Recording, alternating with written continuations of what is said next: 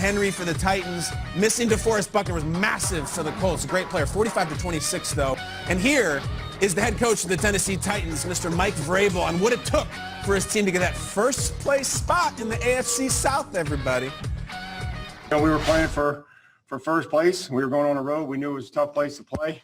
Played them 17 days ago, and you know, we knew it was going to be a challenge to start fast and finish stronger. Give the Colts a lot of credit. They had played extremely well in the second half of football games. That's a testament to them and their team. Just proud of the way that our guys finished, though. Colts could not contain Derrick Henry. Here's the AFC playoff picture now. The Titans move up into the division leaders column. Good for them. The Colts drop down into the wild card. Henry, Titans offense put on a show in this battle for the AFC South. Nate, what did you learn about this? Both of these teams really in this game. It was more about the Titans than it was the Colts, and I feel like Derrick Henry is the single most significant player in the NFL. I don't want to call him the most important or the most valuable. Sure, he's the leading. I feel like he should be in the league for MVP votes right now, but I'm talking about single most important. What do I mean by that? If you're a good quarterback and your receivers have an off day and drop the ball, you can't do anything about it. If you have a good defense and like Chicago Bears, you just don't have it that day, your team can't do anything about it. But Derrick Henry is playing so well, and he heats up this time of year. So imagine that. If history has told us that he's going to get stronger and faster as the weather gets colder and uglier, his game becomes more important. He is the single most significant player in the NFL. Wow. And if it wasn't for the Chiefs having this amazing comeback in that AFC Championship game last season, he would have ran his team right into the Super Bowl. So I feel like Derrick Henry, with the way that he is running and running through strong defenses, I know the Colts are missing a few guys. He is the single most significant guy in the league, and he could be the one that changes everything. I don't care how good the Chiefs are. If you can't stop Derrick Henry, which they did, I'll give him credit for last year, but this seems like a different, even more motivated. It's a good take, Nate. It is. I mean, we saw the Chiefs lose Matt Mahomes last year. They kept their head afloat. They kind of did their thing. If Derrick Henry just evaporates from the Tennessee Titans, do you have a team? Who's his backup? Jeremy McNichols? It's not like this Nick Chubb, Kareem Hunt situation. He is the franchise. It's awesome. And I just keep coming back to this with all these teams. I don't care what happened in September and October. The Titans lost to the Bengals. Who cares? Right now, from Thanksgiving around the bend, who's playing well? They may see the Colts again in the playoffs. The Colts might not make the playoffs. Scan the team, scan the tape, and find who's playing well right now. The Titans, you have to count them in it. They had their rough spot. They recovered. They stopped the bloody nose, and now they're hammering people. Scary, scary team. I think they're a top 5 team you do not want to play right now. I do. Tannehill's great. Henry's great. A.J. Brown is unbelievable. I was texting with folks on the Titans coaching staff, and they all were like, talk about David Kessenberry. Okay. Talk about Kessenberry. Okay, sure. What? David Kessenberry has been in the league since 2013. Started his first game ever of his career yesterday at left tackle. You know, they've been out to Taylor Lewan. Was outstanding.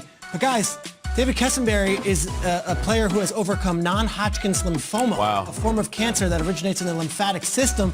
And this is a long journey for him. 2013 had a season-ending foot injury. 2014 has trouble breathing and has had fatigue. Is diagnosed with non-Hodgkin's lymphoma, fights all the way back. 2017 ends up with the Texans. 2018 comes over to the Titans. All this time, he had never started an NFL game. Started at left tackle, protecting the blind side and creating holes for Derrick Henry. This is a cancer survivor who is on maybe the best team in the AFC right now, and he is starting at left tackle for this team with Taylor Lewan out. One of the best running performances of the year. One of the best running performances we've seen all season. So I am so fired up with this guy right here, David Kessenberry. And if you're a Titans fan, there are so many stars and stories on this team. That one might be the best of all, though. It feels like it was just yesterday that we were showing him ringing the bell. Yeah. Absolutely. Getting those treatments. Another game in the AFC. Highlights. Let's go to... And everybody tried to hand us the Lombardi Trophy in August. You know, you just don't throw guys out there with names. You got to practice. You got to learn to get in sync with each other. That takes time. A little bit alarming to hear that they're not quite meshing yet in Week 12. I will say this, Schrags, they fought hard in the second half. That was an improvement, but they came out flat like they did a couple weeks ago against the Saints. Yeah, what'd you hear Arian say there? Everyone tried to hand us a Lombardi Trophy in August. Who's he talking about? Can we get the Dream Weaver sequence from Wayne's World? Sure. That the NFC champions appearing in the Super Bowl in Tampa will be the Tampa Bay Buccaneers. I'm in. Strap those bottle rockets to my rollerblades and let me ride. So for the NFC, I got the Bucs. This is Tom Brady, man. Like, you think Tom Brady would have left New England to not have a chance to hoist that Lombardi once again? Guess who I have representing the National Football Conference in the Super Bowl? The Tampa Bay Buccaneers. I think the Tampa Bay Buccaneers are also going to be representing the NFC. Yeah, that's good. Looking tan, looking happy, and looking positive on the Buccaneers. The three of the four of us all chose the Buccaneers to represent the team Super Bowl. Bruce Arians is basically saying, Talking to us? yeah, he's talking like everyone did this. We didn't do this. Like we didn't hand ourselves. We didn't say we were going to the Super Bowl. We didn't do this. You guys did in the media. I don't know. 7-5. Brady. That score was a 3-point game, but it didn't feel that close. If I had to do a redo, I'm not sure I would change my pick, because I just am too stubborn to do that. But I certainly wouldn't think right now that that team that I've been watching the last 3 months is doing anything in Tampa in February. No doubt about it.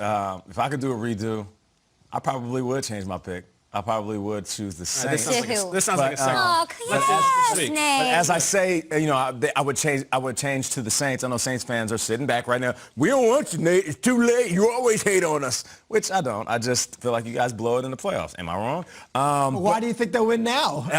That's why I said I wouldn't change it. I'm going to keep my pick. Stick with the Bucs. I'm stick with the Bucs, just because I'm stubborn as well. But when it comes to this team, you listen to what Bruce Arians is saying. He's saying, we have to practice and we have to learn each other. And I said last week, you still got time. Yeah. It's November. You got all of December. You still got time to figure it out.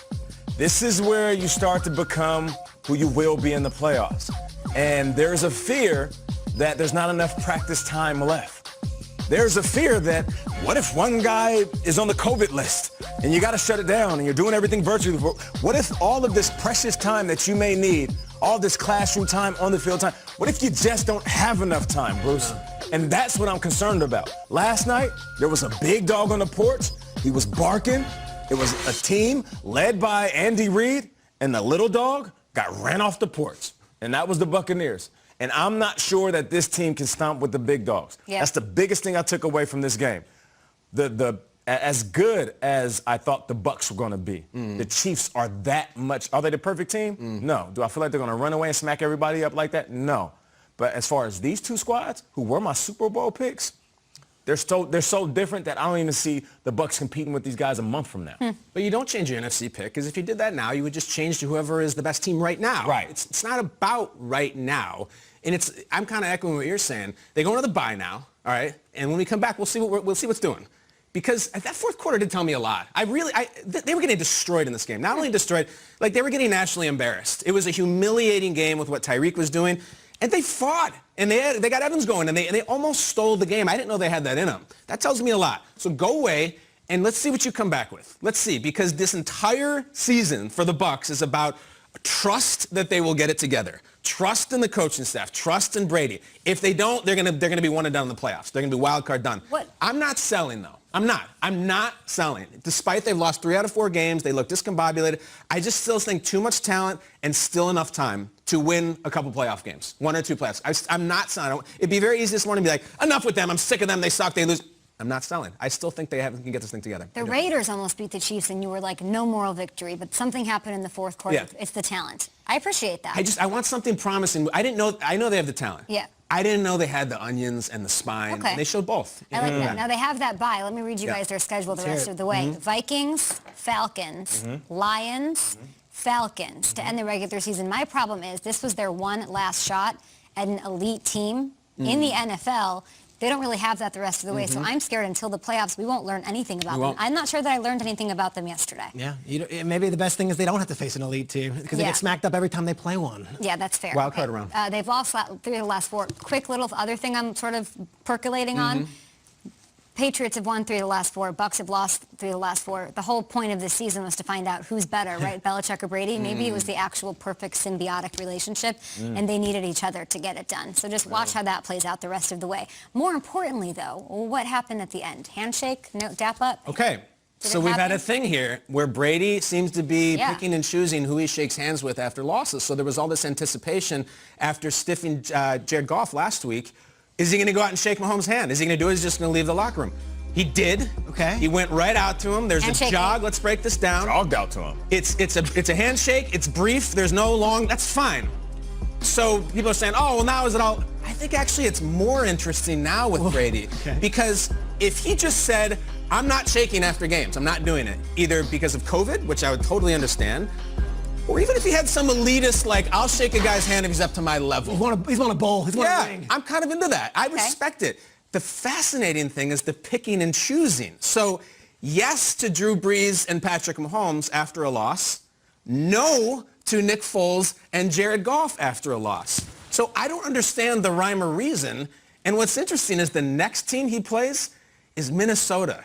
Does he shake Kirk Cousins' hand? Is Kirk Cousins up to his standards, a big enough relationship? Again, I would only ask, I would do it myself, but I don't have the means. Can someone ask him this question? Not because I want him excommunicated by the sportsmanship gods. I don't care about that. I just really want to know what makes him tick. Curious. The question is, why would you shake Patrick Mahomes' hand after a loss, but not Jared Goff or Nick Foles? Tom, tell us about it. We'd love to hear. It's a simple question. I would love it to be asked.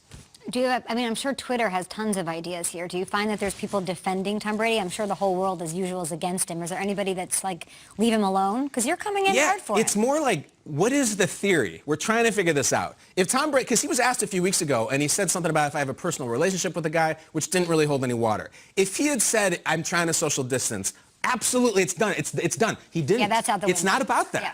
So it's like, well, is it people that you think are really famous and good? But like Nick Foles has a statue. He's a Super Bowl MVP. Jared Goff's won the NFC. Those guys are very worthy of, I mean, it's not like Justin Herbert. Ben DiNucci, all due respect to him, or he went up to Justin Herbert too. So if you have a theory, please send it to us. And if you have means to Tom Brady, please ask him, and we'll put this thing to bed. That's Did you it. hop in those DMs yet to Tom Brady? No, but he gets added a lot. You should. You think I should send him up? You should slip in his DMs and ask him. Be like, I want to get the real story here so I can be on the right side. I'll do it during the commercial break. I don't know, maybe we can